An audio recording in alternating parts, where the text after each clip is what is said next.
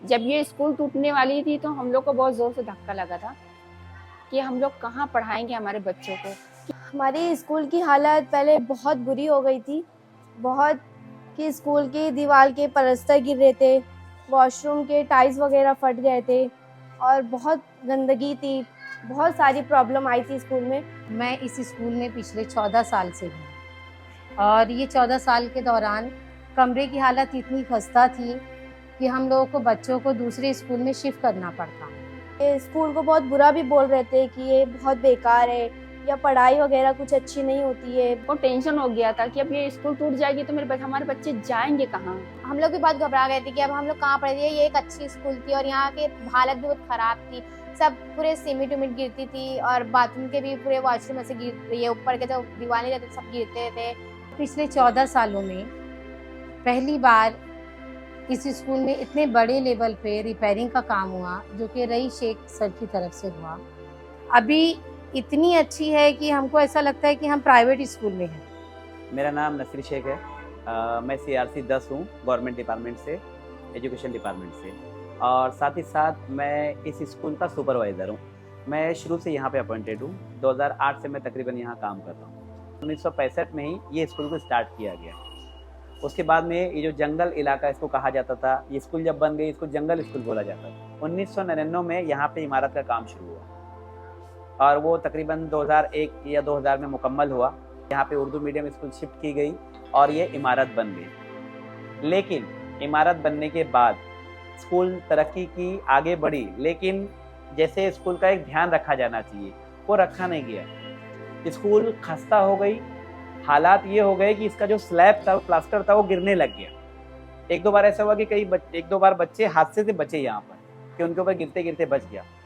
Drainage line का काम खराब हो गया, इलेक्ट्रिक लाइन का काम खराब हो गया। फिर एक वक्त ऐसा आया भिवंडी में इमारतें गिरने लग गई और वही इमारतों में जो है धोखादायक में हमारी स्कूल भी आ गई। हम लोग दौड़ने लग गए, टीचर के तौर पे डिपार्टमेंट में दौड़ने लग गए कि भाई कैसे बचाया जाए स्कूल, क्योंकि स्लैब गिर रहा है, पानी गल रहा है, क्या किया जाए, खुदा ना खास्ता कुछ अगर हादसा हो गया तो क्या करेंगे। उस वक्त में तकरीबन यहाँ पे 800-900 बच्चे पढ़ते थे। 900 बच्चे कहाँ शिफ्ट किए जाए, कैसे बिठाया जाए, इतने कमरे मौजूद ही नहीं थे कहीं पे। तो सोचा गया कि इसको रिपेयरिंग की जाए। बार बार लेटर दिया गया कॉर्पोरेशन में, डिपार्टमेंट में, कुछ हो जाए, लेकिन वही फंड की कमी, और वो फंड की कमी से कभी भी रिपेयरिंग नहीं हो पाई।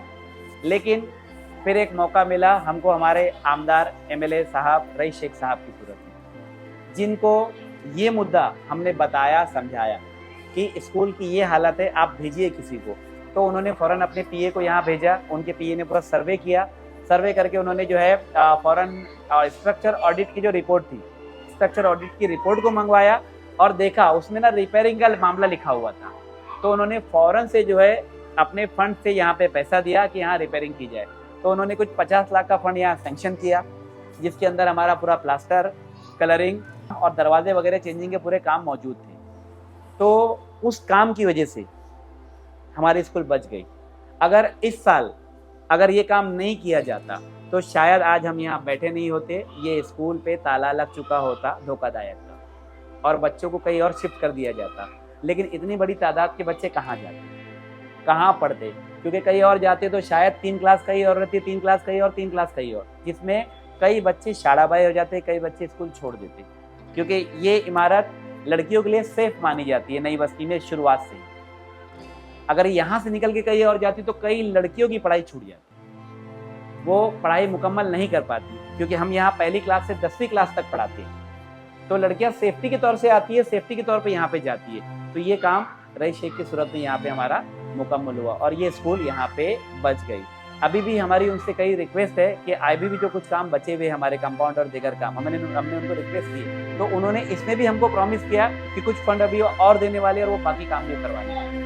तो मैं उनका शुक्रिया अदा करूंगा अपने स्कूल की तरफ से, हमारी स्कूल मैनेजमेंट कमेटी की तरफ से, हमारे नई बस्ती के तमाम लोगों की तरफ से मैं रईस शेख का बहुत बहुत शुक्रिया अदा करूंगा कि उन्होंने जो है हमारे स्कूल को बचाने का काम